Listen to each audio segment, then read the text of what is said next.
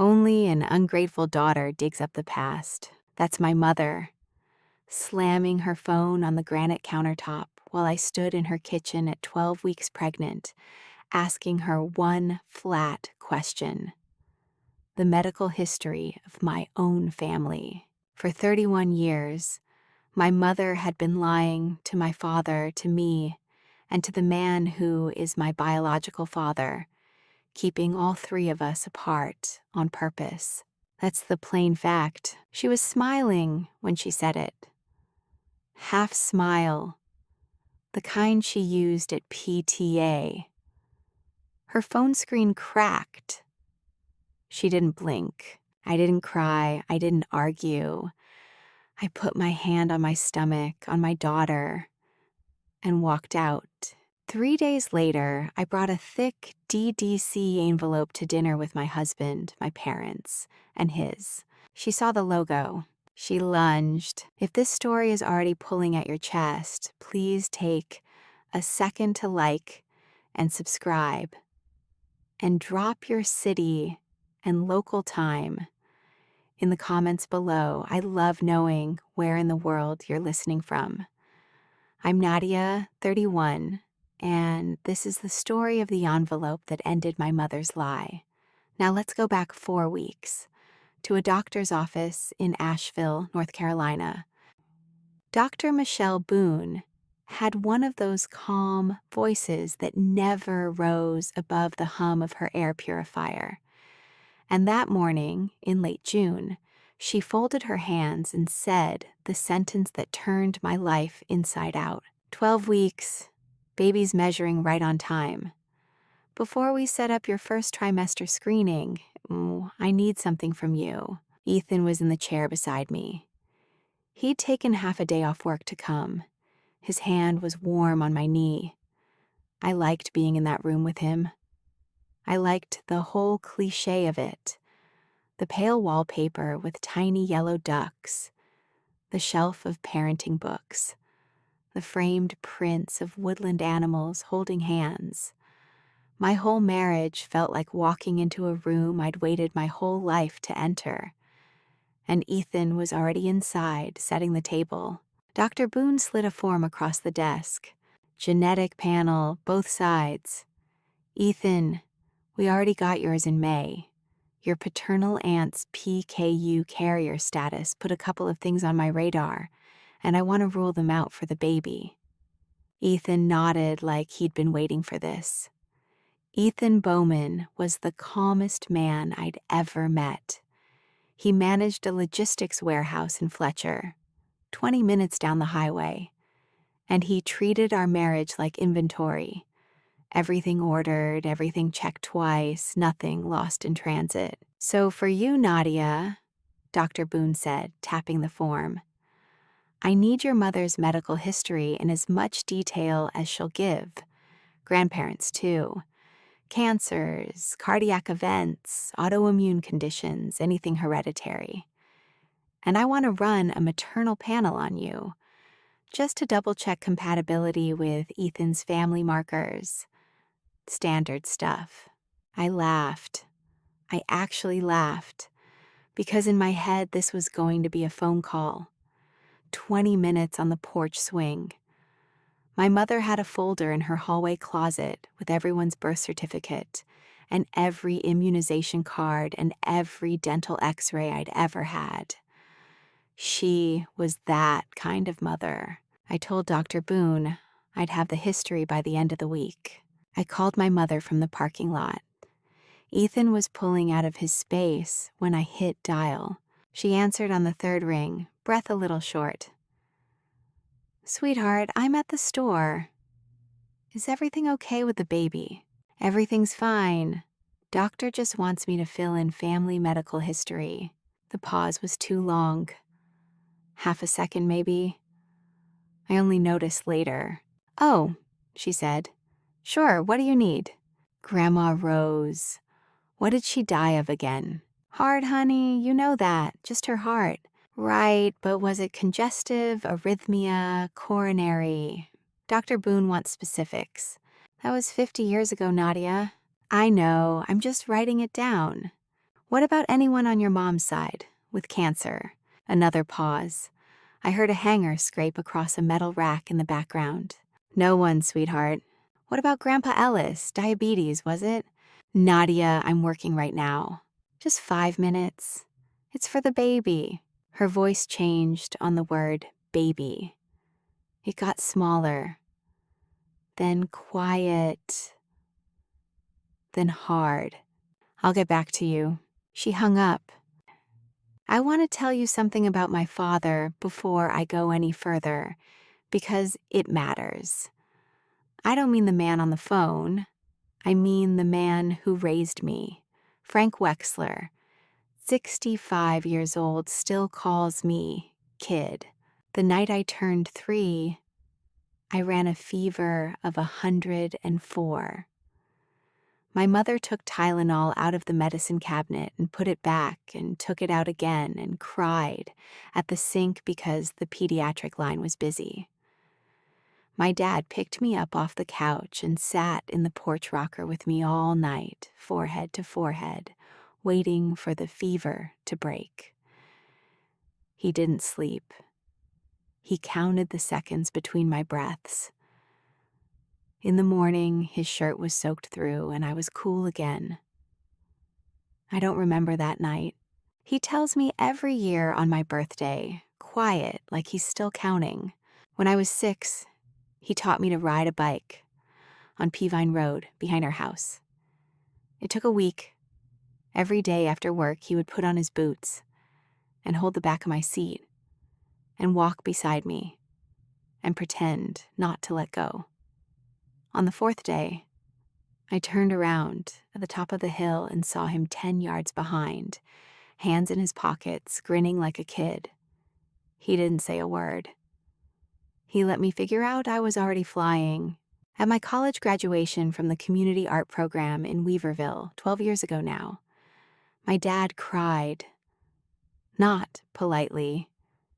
He walked up to me under a magnolia tree, wiped his glasses on his tie, took my face in both hands and said, "You did this yourself, kid. I just watched." My mother snapped a photo. She was already looking at her phone. 3 weeks after Ethan and I got engaged, my father showed up at our apartment at 9 in the morning on a Saturday with a rolled up piece of tissue paper in his hand. He'd been up since 4. He sat me down at our little kitchen table and he unrolled the tissue paper very carefully, and inside was a plain gold ring, his mother's, my grandmother Rose's, from 1957. "I wanted to give this to you before your mama could talk me out of it," he said, "in case you and Ethan wanted the setting reworked. She'd have wanted you to have it." He didn't hug me. He didn't cry. He put the ring on the kitchen table between us, and he wiped his eyes with the sleeve of his flannel, and he said, "That's it, kid. That's what I came to say." Then he got in his truck and he drove home. I say all this because if you have someone in your life whose love is a choice they make every single day, please tell them tonight and then finish this story. Because what I'm about to tell you is the story of a man who chose to be my father when he didn't have to, and a woman who chose to lie to him for 31 years. 2 days after my mother hung up on me at the grocery store, I drove to my parents' house on Chestnut Hollow. It was late June. I told myself I was going because Dr. Boone had asked again for the medical history before my first trimester screening. That was true. It was not the whole truth. My mother was in the kitchen when I came through the back door, sorting church rummage sale receipts into neat piles. She looked up too quickly. "Nadia, sweetheart, give me a second. Mama, I need the history." "Sit down, I'll make tea." "I don't want tea. I need Grandma Rose, Grandpa Ellis, Aunt Camille. a name, a hospital, anything Dr. Boone can use. Her hand stayed on the counter. Her ring caught the light. "Nadia, honey, why are you pushing this?" "Because the doctor asked. Because I'm 12 weeks. Because it is mine to know." She looked toward the hallway, not at me. Toward the hallway. "I told you I'll get back to you, and I'm still waiting." For a moment, neither of us spoke. Then she picked up a stack of receipts and squared the edges against the counter. "Some things are old, Nadia. They are not useful just because you want answers." I looked at her. "Medical history is useful." Her mouth tightened. I did not argue. I did not raise my voice. I walked toward the front door. In the hallway, I stopped at the little vanity table where she'd kept the same silver-backed hairbrush for 30 years, the one my grandmother gave her before she died. Frank's black comb was beside it. 4 gray hairs were caught in the teeth. I took the comb. I put it in my purse. My mother called after me, "Nadia?" I turned back once. She was still in the kitchen, both hands flat against the counter, watching me with an expression I could not read. "I'll find another way," I said. I had already stopped expecting her to help.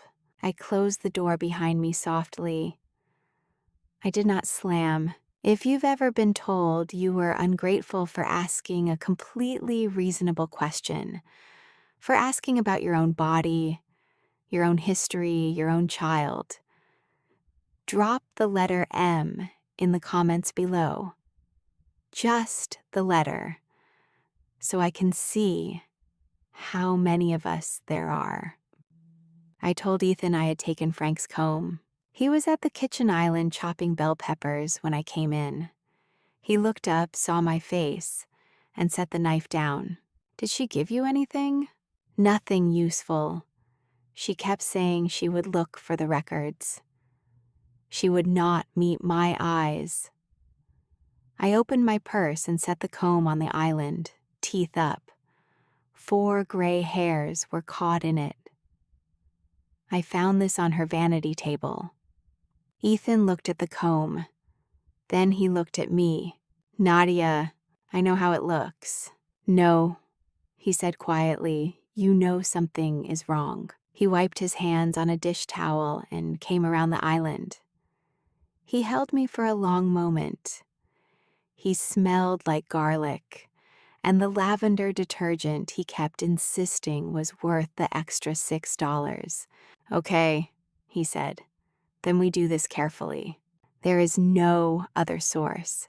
She has every record locked in that house. There is another way. DDC. A private paternity test. We compare your DNA to Frank's." I stiffened. "Ethan, I'm not doubting my father.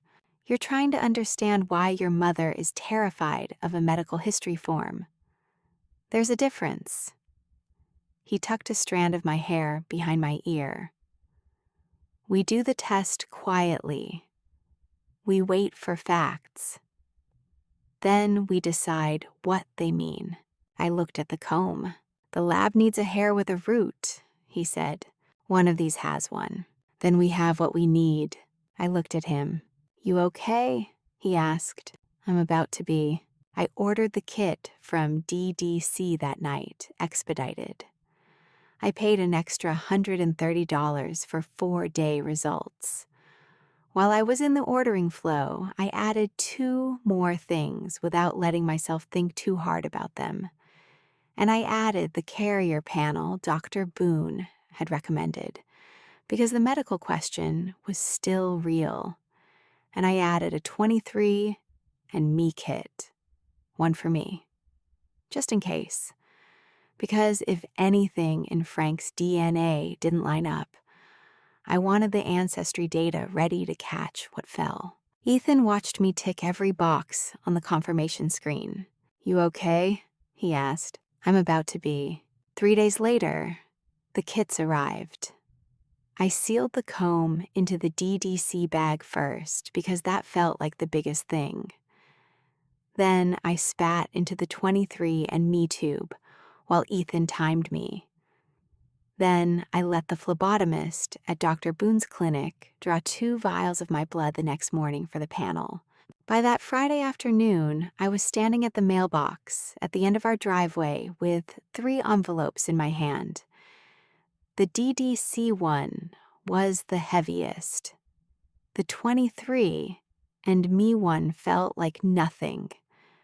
The panel had already gone by courier from the clinic. I opened the mailbox door. I slid the envelopes in. I closed the door. The metal made that small, definitive ka-chunk sound, like a shot fired at a target 3,000 miles away. I put my hand on my stomach. I told my daughter in my head, out loud in my head, "We're going to know who we are, sweetheart. Whatever the answer is." I walked back up the driveway and I did not look back at the mailbox because I already knew the world had changed. By the middle of July, the first answer arrived. What? The email came in at 4:12 on Thursday, July 17th. I was editing a wedding album on the porch. I'm a photo retoucher, freelance, mostly Southern weddings, mostly white lace and pine boughs. And I had been on the same image for 45 minutes. My phone buzzed. DDC. Subject line: private paternity screen. Results available. I clicked the link. I typed the password. I stared at the screen. The header said in small clinical font, "The tested man is excluded as the biological father of the tested individual. This private result is for personal information only and is not intended for legal use." I read it 3 times. I laughed once out loud on the porch. It was a bark of a laugh. The neighbor's dog answered. Then I called DDC. The technician who picked up was named Karen. Real Karen, not the meme. A very tired Karen with a Louisiana accent. I gave her my case number. I told her I thought there had been a lab mix-up. I told her I was pregnant and needed her to tell me whether the result could be wrong. She was quiet for a moment, then I heard her clicking. "Okay, Nadia. Your swab produced a clear profile. The submitted hair sample produced enough DNA for a private comparison. The result excludes the tested man." "You're saying Frank is not my father?" "I'm saying the comparison does not support him as your biological father.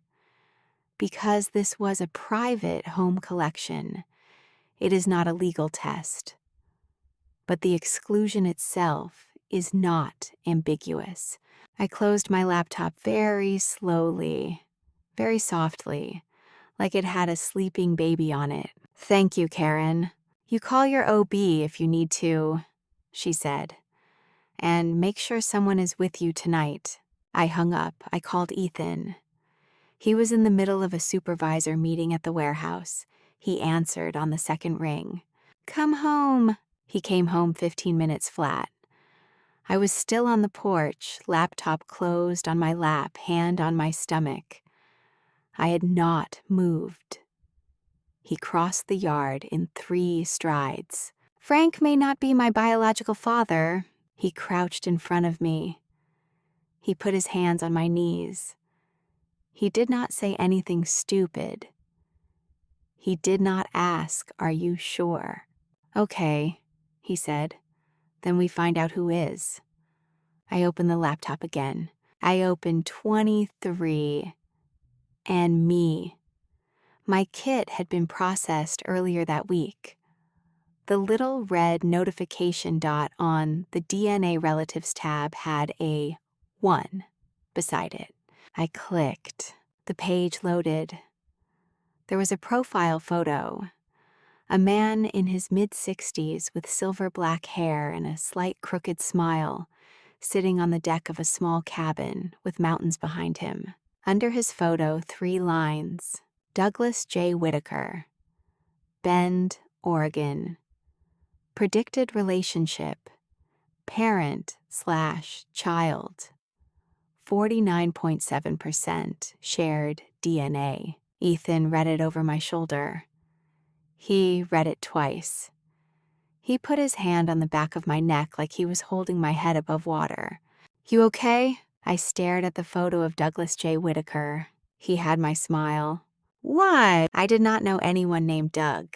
That is the first thing I want to be clear about. Frank had set up a shared family drive in 2019 so nothing would get lost. That night, I scrolled through hundreds of childhood photographs. No Doug in the captions, no tagged face, no stranger in a birthday Polaroid with that crooked smile. Then I asked Ethan to bring the storage tubs down from our garage. The albums Frank had given me after the wedding. The ones he said our children should have someday. They were labeled in his careful block print: 1988 to 1994, 1995 to 2003, 2004 to present. We sat cross-legged on the living room rug and opened the first album, Frank and My Mother's Wedding, 1990. Frank in a rented tan suit that did not fit right at the shoulders. My mother in a lace dress she had sewn herself.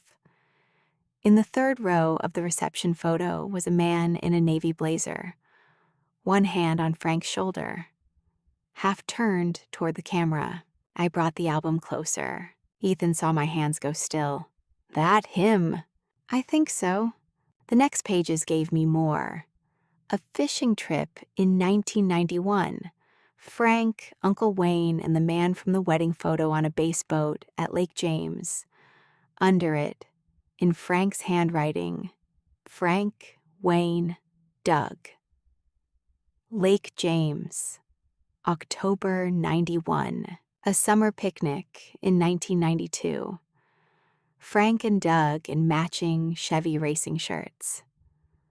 Doug had one arm around my mother's shoulders, friendly enough for a photograph. My mother smiled at the camera. Doug smiled at her. Then December 1992. Frank in a heavy parka on a small airplane runway. Snow behind him. Frank's caption read, "First day up on the North Slope. Miss you already. Do you?" After that, a gap, no January, no February, no March of 1993. Then April. Frank home from Alaska, thinner and unshaven. My mother stood beside him at the bottom of a wooden porch step, one hand over her stomach. Home and baby news. My throat closed. In the second album, I found one more picture that mattered. June 1998. An old friend's wedding. I was 4, standing beside Frank in a white dress with grass stains on the hem. Doug stood at the edge of the frame, a drink in his hand, looking directly at me. On the back, Frank had written, "Doug came in from Bend." Nadia would not stop smiling for the camera. After that, Doug appeared less and less. A Christmas card, a bass tournament photograph, a note in Frank's handwriting that said Doug was too busy to come down that year. Then nothing, no fight, no cropped faces. He had simply walked away from the family photographs. I closed the album. Over the next 4 days, I went through every photograph Frank had ever saved. On Tuesday morning, July 22nd, I drove to my mother's house with the DDC report and the photograph of Doug folded inside my purse. She was in the kitchen when I came through the back door. Her phone was on the granite countertop beside a grocery list. She looked up and saw my face, then the corner of the report. "Nadia, sweetheart, what is this?" I set the report on the counter but kept my hand over it. "I went to Dr. Boone because I needed family medical history for my baby. I asked you twice. You would not answer me." Her face did not move. "So I found another way," I said. "Frank is not my biological father. Douglas Whitaker is." For 1 second, she looked almost relieved. Then I said, "I need the truth about my medical history. I need it for my daughter. And I need to know what you did to Dad." She picked up her phone. She looked at it. She looked at me. Then she slammed it onto the granite so hard the screen cracked in a diagonal line.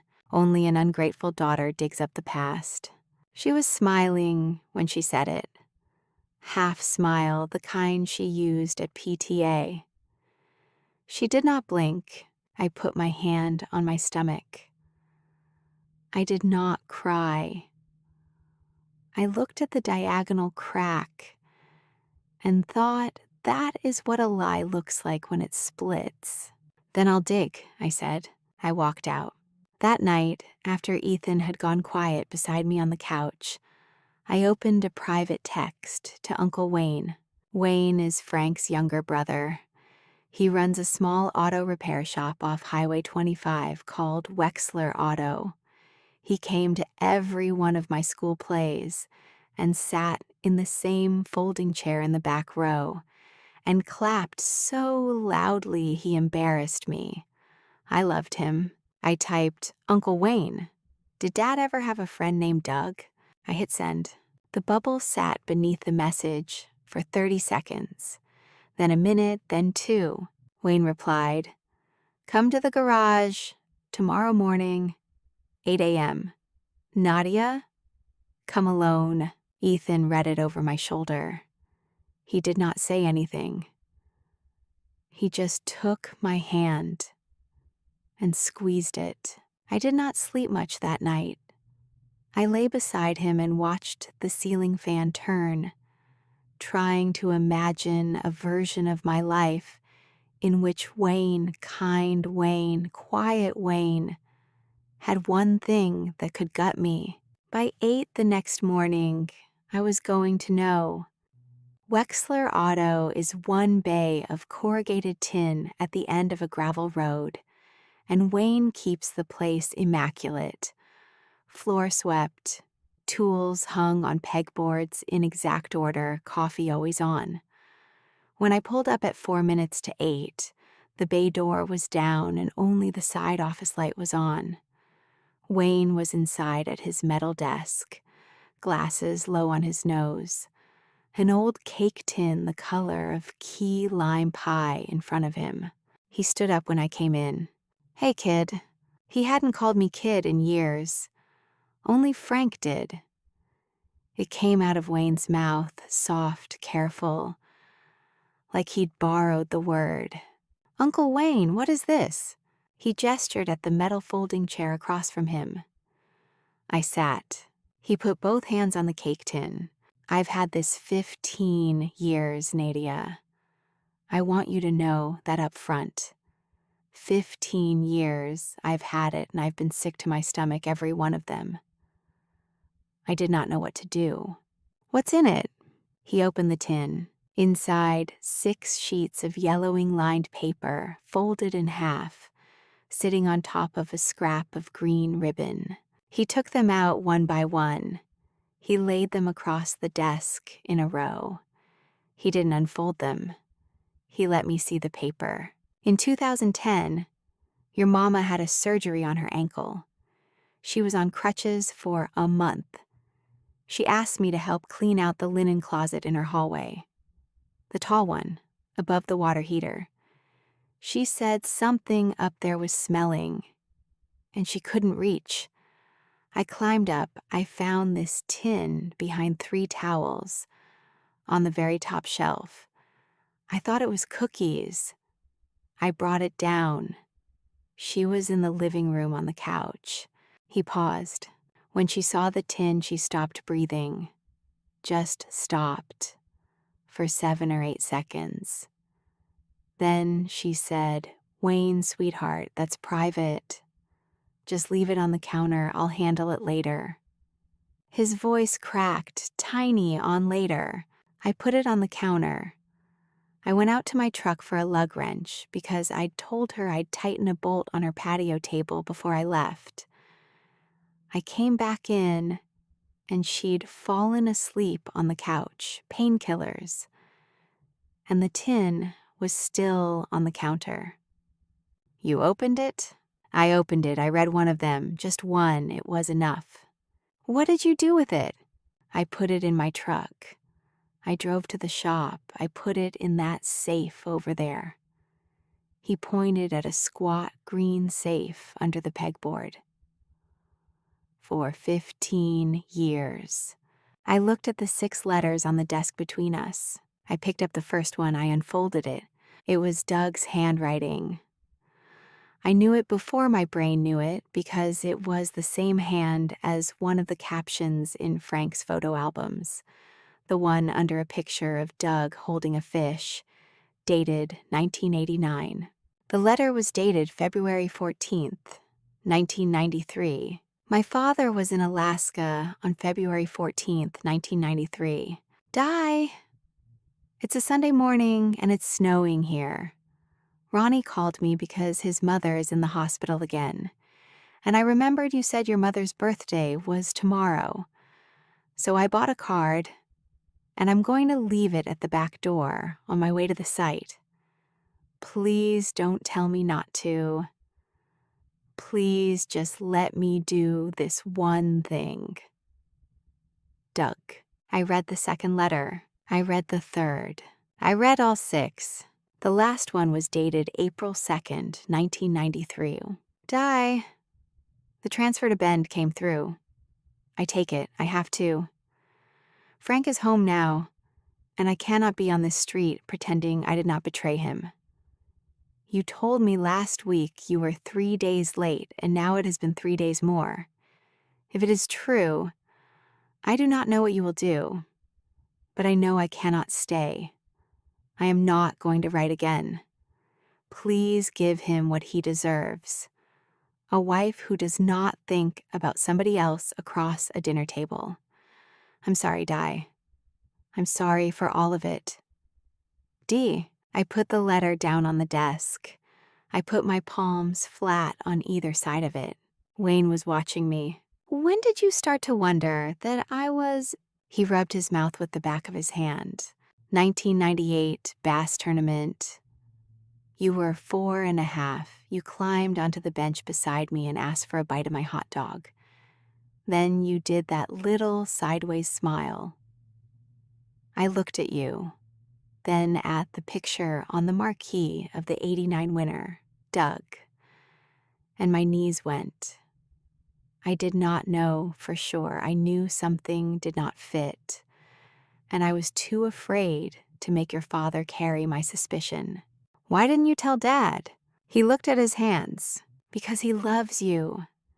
Because if I told him what I suspected, I would be forcing him to choose between a question and the little girl he already called his. If he chose you, he would have to live with a doubt I put in his hands. If he broke, it would break you. I could not make that choice for him." He swallowed. "So I carried the doubt myself." He reached for a Post-it on his desk. He wrote a phone number on it. He slid it across. Angie Rowlett. She was the personnel secretary at the pipeline office your dad worked at from '88 through '99. She kept the biannual roster of the Prudhoe Bay rotations. If you need a paper trail on the exact dates your dad was in Alaska, she's got it. I called her before you got here. She'll see you tomorrow morning at 8. She lives on Bear Creek. I picked up the Post-it. I looked at it. I looked at him. He came around the desk. He put his hands on my shoulders. He kissed the top of my head like he used to when I was 7. Nadia, I believe you have the right to know. I want you to know I've loved you every single day of your life the same way, and none of what's in these letters changes any of it. Not one atom. I let him hold me for a while. When I pulled back, I picked up all 6 letters, and I put them in an envelope from his desk drawer. I put them in my purse next to the DDC results. I drove home in the dark. Ethan was on the porch with 2 cups of chamomile. He didn't ask what was in the envelope, he just handed me the tea. The next morning, Thursday, July 24, I drove to Angie Rowlett's small yellow house on Bear Creek Road. It had a chicken coop out back and a wind chime made of coffee spoons. She met me at the door with hot cinnamon rolls on a plate, which was disarming. Come in, sugar, I've got the box on the kitchen table already. She was 68. She wore her hair in a silver bun. She had a photograph of my father from 1991 taped to her fridge. Frank at a company picnic, cutting a slice of watermelon.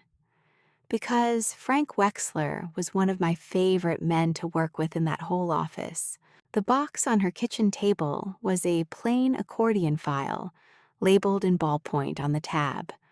Prudhoe Bay Rotations, 1990 to 1996. She sat down across from me. She opened the file. She pulled out a single sheet. 3rd page from the top, honey. That's the roster for December 1992 through March 1993. And there's your daddy. She turned the page toward me and I read it. Wexler. Frank D. Departure Charlotte Anchorage. December 14th, 1992. Return Anchorage Charlotte. March 24th, 1993. Rotation number 39. Housing assigned. Bay Camp Barracks. B12. I ran my finger down the page. Frank's name. Frank's flight numbers. Frank's rotation number. Frank's barracks bunk. For 101 days, my father was in a metal-walled dormitory, 8 time zones from Asheville. For 101 days, Angie made a copy of the page for me on her little home printer, and she gave me the original as well because you might need it for a lawyer, sugar, and I don't need it for anything anymore. She wrapped up 2 of the cinnamon rolls in wax paper for Ethan. I drove home. I put the roster in a manila envelope. I put the DDC results in it. I put the 23 and me printout in it. I put Wayne's 6 letters in it. Then I took a Sharpie and I wrote across the top, in block print like Frank's, family medical history. I put the envelope in the top drawer of the kitchen bureau, behind the silverware tray, where my mother would never look. I closed the drawer. I looked at Ethan across the kitchen. He was making a grocery list on the whiteboard. Friday dinner, I said. My parents, your parents. Here, I'm going to tell my mother I want both families together before the baby comes. Ethan didn't look up from the whiteboard. Are you sure you want mine there? I want witnesses. I want people who love us and who don't have anything to lose from the truth. He set the marker down. He walked over to me. He put his hand on my belly, then on the drawer handle, then back on my belly. Then that's what we'll do. I called my mother that afternoon. Her voice was still a little tight from Tuesday. Sweetheart, is this a peace offering? Kind of, Mama. I want you and Daddy over for dinner Friday. Ethan's parents are driving up from Charlotte. I want both families together. I have something I need to say in person. The silence on the line was 2 heartbeats too long. Oh, sweetheart, yes, of course. Should I bring anything? You still do that apple pie, right? You know I do. Bring it. Nadia's about Tuesday. Friday, Mama. We'll talk Friday. I hung up. I stood at the sink and looked out at the tomato plants in the yard. Then I told myself out loud, low, the way you tell a secret to a small child. The envelope stays in the drawer until Friday. The envelope stays in the drawer until Friday. The envelope stays in the drawer until Friday. That night, I moved it once, briefly, to look at it, then I put it back. The drawer closed. The kitchen light clicked off. I went to bed. Friday, 5 o'clock. Ethan lit the grill. His mother, Rita, brought a bouquet of blue hydrangeas and a Tupperware of deviled eggs. His father, Terence, brought a bottle of Pinot Noir and a joke about the traffic on E40 that I laughed at louder than it deserved because my hands were shaking. At 5:22, my parents pulled into the driveway. My mother got out of the passenger side holding a covered pie plate in both hands. She was wearing the pale green blouse she'd bought at the Junior League silent auction 3 years ago. My father was in his dark jeans and his flannel shirt with the cuffs rolled to the elbow, and when he saw me on the porch, he opened his arms, and I walked into them without thinking. He smelled like sawdust and Old Spice. He held me a beat longer than usual. "How's the peanut, kid?" "Peanut is fine, Daddy." My mother came up beside us with the pie. "Nadia, sweetheart, I brought your dad's plate for the crust." She kissed my temple. Her lipstick was fresh. Her hand shook when she handed me the pie plate. Just a tremor, just for a second. And she smiled, the PTA smile. I brought the pie inside. I set it on the counter. I did not look at the kitchen bureau. Dinner was easy at first. Ethan's parents are talkative. Terence told a long story about his cousin's disastrous attempt to raise emus in 2009. Rita asked my father about his shop projects. Frank showed a phone picture of a walnut cradle he'd been building in his garage for the baby, and my mother said, "Oh, Frank, you didn't tell me you finished it." And I watched her face and thought, she really doesn't know what's happening tonight. My mother poured herself a glass of the Pinot Noir. She was on her second glass before Terence finished the emu story.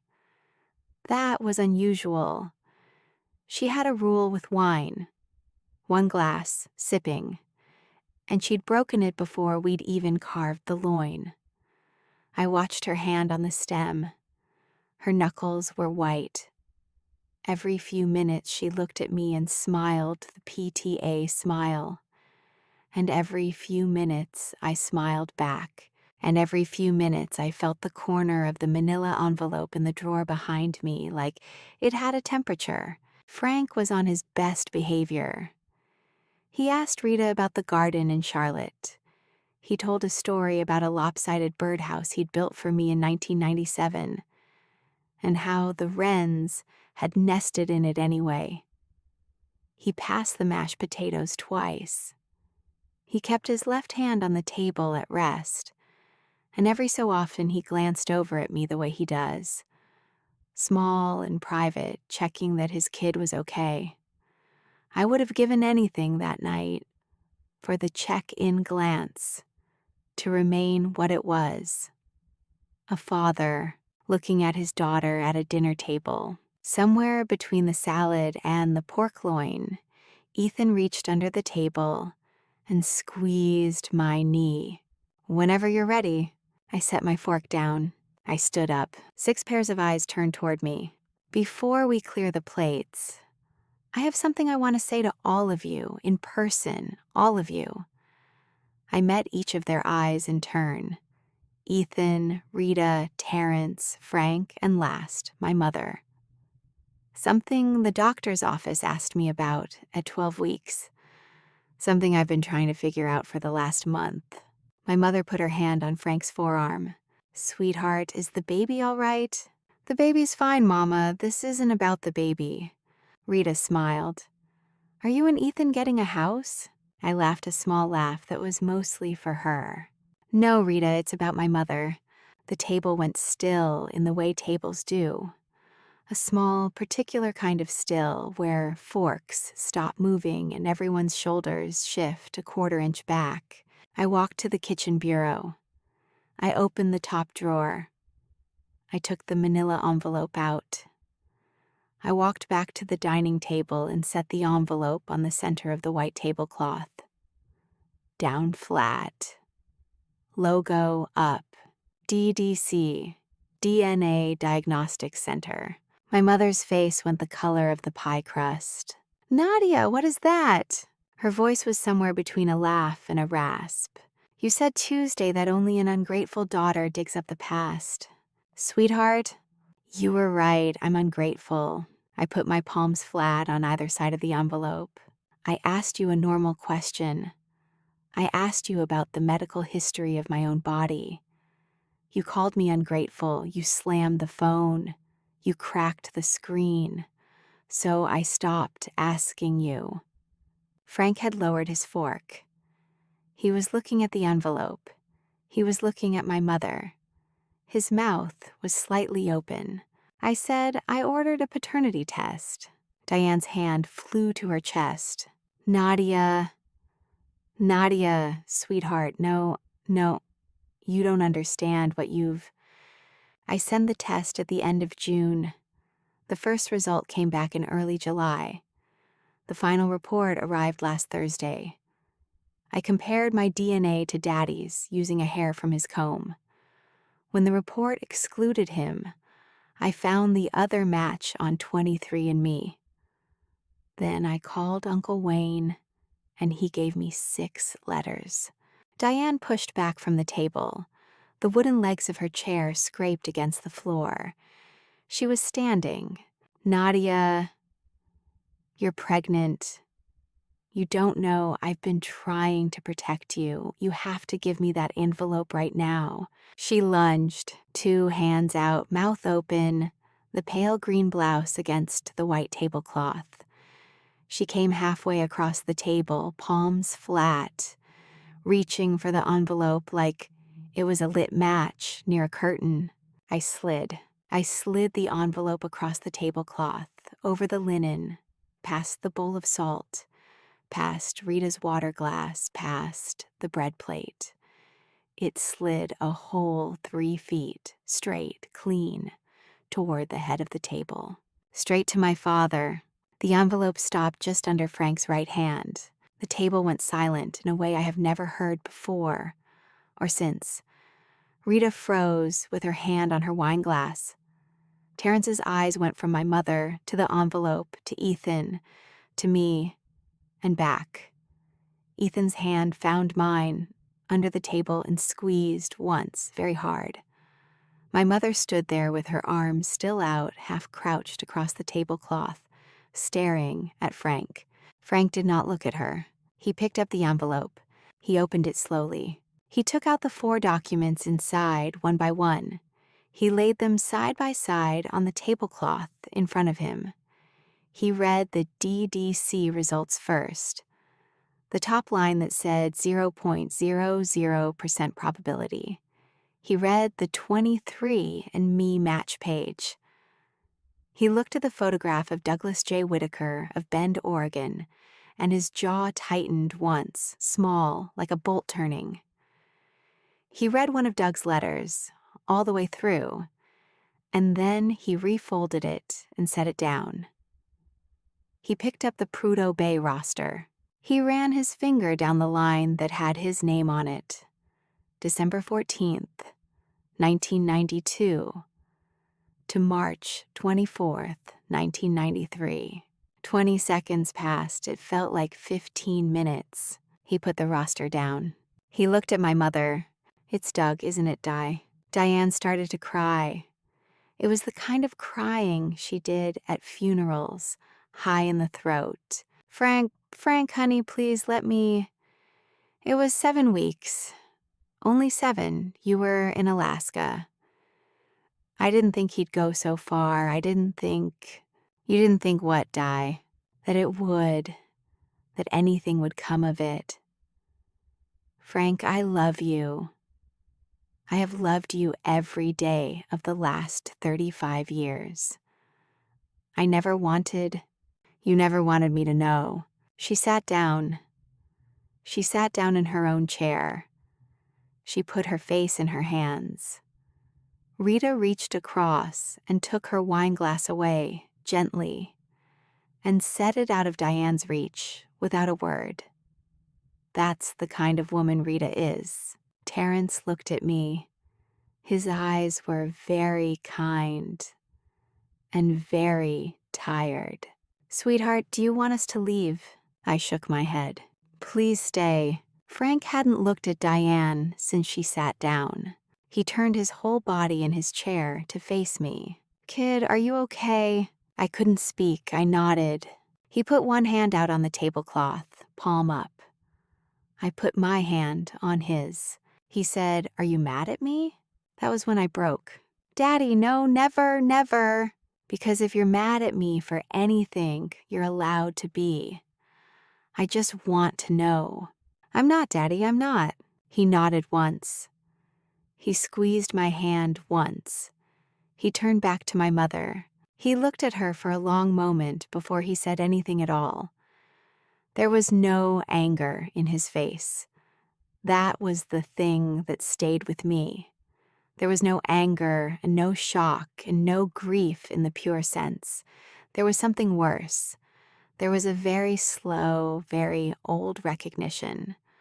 The look of a man who has just found out that the answer he'd been telling himself was actually yes. Dee, I'm going to go home tonight and pack a bag. Frank, you can stay in the house. I'll go to Wayne's. We'll figure out the rest through whoever people figure out the rest through. Lawyers. That was the only time he said the word. He stood up. He took his flannel shirt off the back of the chair. He picked up the 4 documents, tapped them square, put them back in the envelope, tucked the envelope under his arm. He walked over to me. He put a hand on my shoulder. He looked at Ethan. You take care of my daughter tonight, son. Ethan swallowed. Yes, sir. Frank looked at me. Come sit on the porch with me for 5 minutes, Nadia. I got up. I followed him. My mother did not stand. Rita and Terrence stayed at the table with her. That was the kind of grace they had. The porch off our kitchen is a small, screened porch that looks over the tomato plants and the tin roof of Ethan's tool shed. There's a wicker love seat with a green cushion my mother-in-law made us when we bought the house.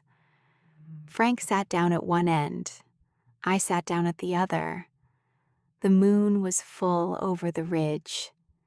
It was, absurdly, a beautiful night. He didn't speak for a long time.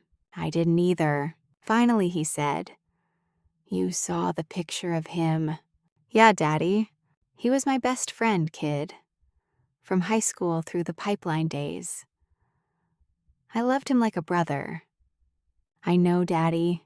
He was quiet another long moment. I want to tell you something, and I want you to hear it exactly the way I'm going to say it, because it matters that I say it right. I nodded. You were 3 years old. You'd had chicken pox, and you were finally over it.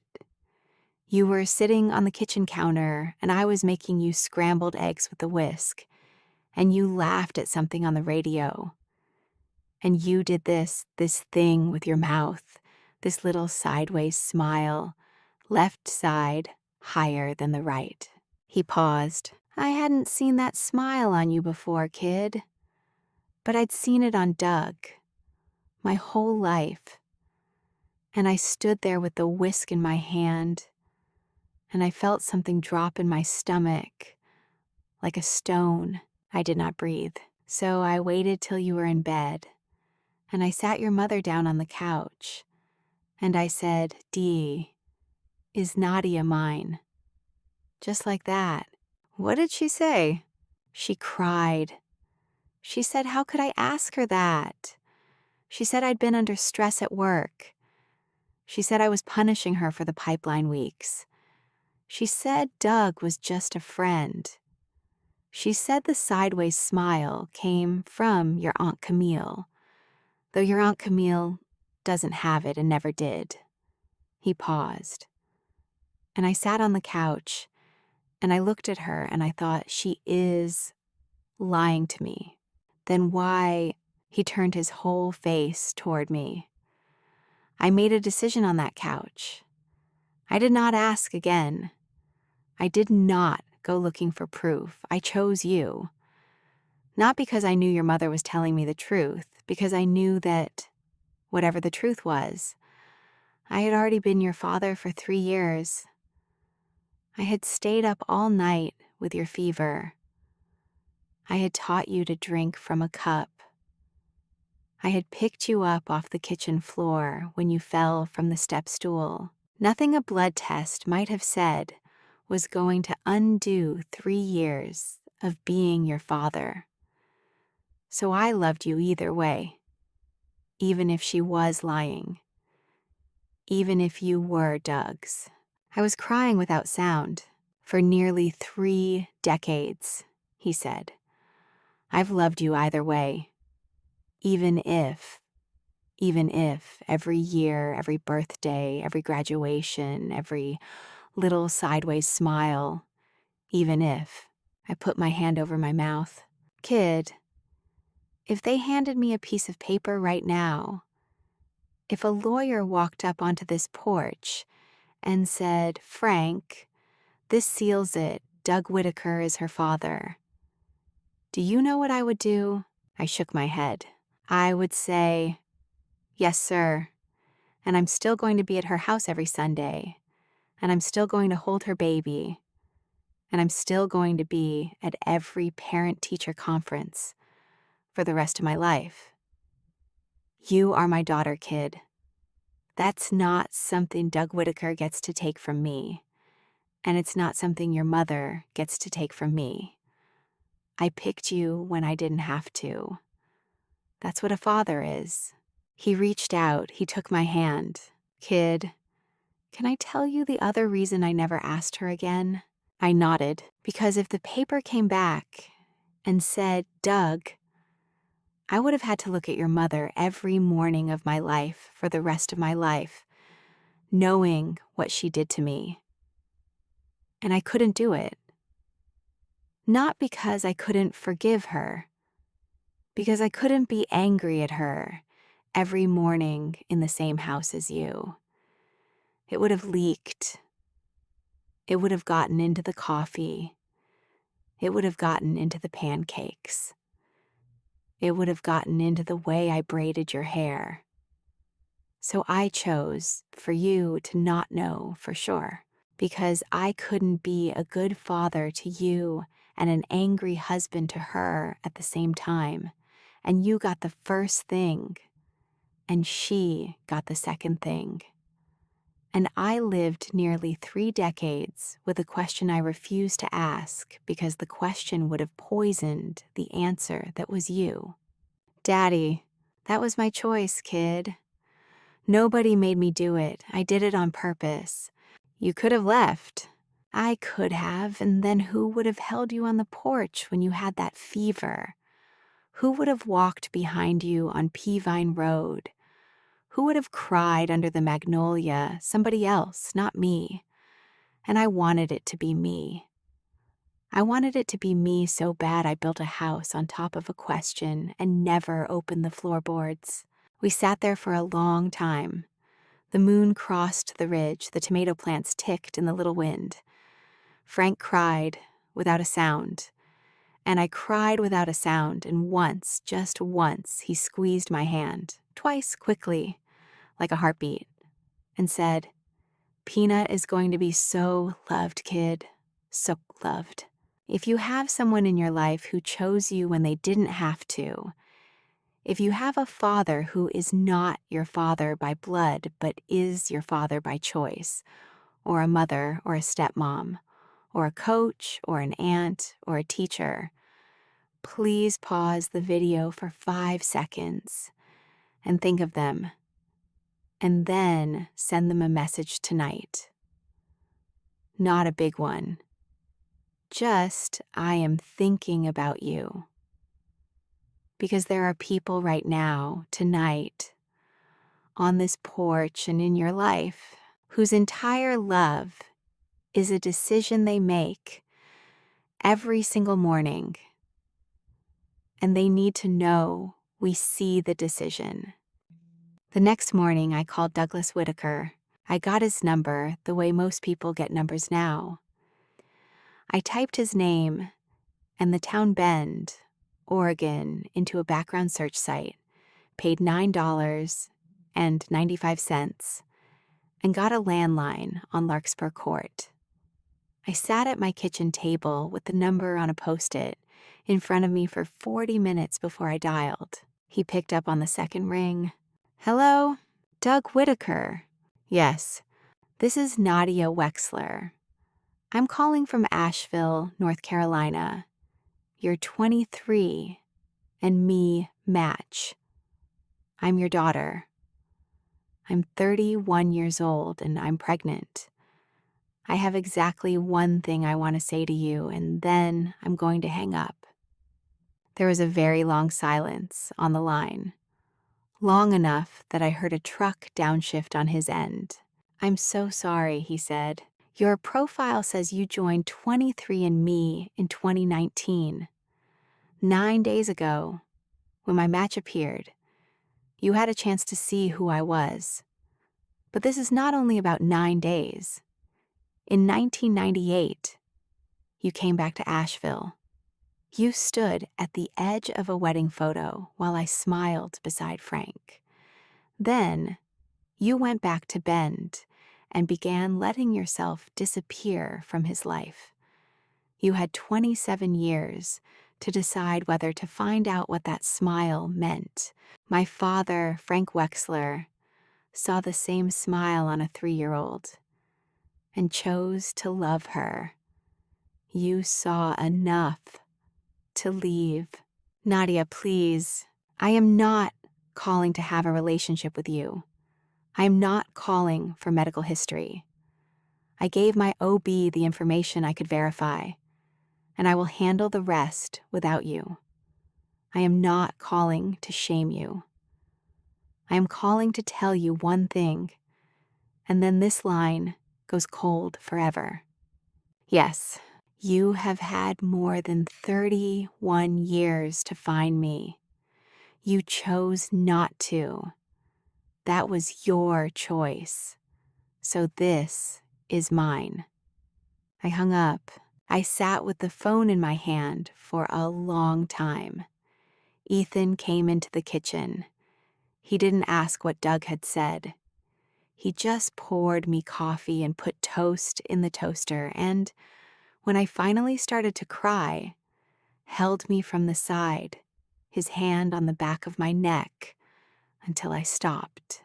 The rest of what happened I'll tell you in one paragraph, because the loud part was over, and the quiet part is where a life gets rebuilt. By the second week of August, my father had filed for divorce. Nothing about the filing was ugly. He asked only that the house they had bought together in 1996 be listed and sold cleanly and quickly, because neither of them could live inside the version of it that was left. My mother did not contest it. 2 weeks later, the president of the Asheville Junior League, a woman my mother had known for 22 years, quietly removed her name from 3 committees. The book club stopped inviting her. The Chestnut Hollow neighbors stopped waving. There was no announcement, no scene, no email chain. In a small town, this is how a woman loses the life she managed. Not in a headline, but in a series of Wednesdays where the phone does not ring, then a Sunday where nobody comes to the porch, then a month where the mailbox holds nothing but bills. The house closed at the end of October. My mother moved into a small rental on the west side of town near the highway. I did not call her. She did not call me. In December, after the sale was final, my father moved into our spare room on Beacon Street. He and Ethan repainted the nursery a color my dad picked out. A very pale, very soft yellow. The same yellow as the ducks on the wallpaper in Dr. Boone's office. On January 8th at 4 a.m, in the birthing suite at Mission Hospital, my daughter arrived. We named her Piper Wexler Bowman, the first person to hold her, after Ethan and me, was my father. He sat in the vinyl armchair by the window, and he took her in his arms like she was a soap bubble he was trying not to pop, and he pressed his lips to the top of her tiny head. And he said quietly, to nobody but her, "Hey, kid." She had the sideways smile. "It's June now.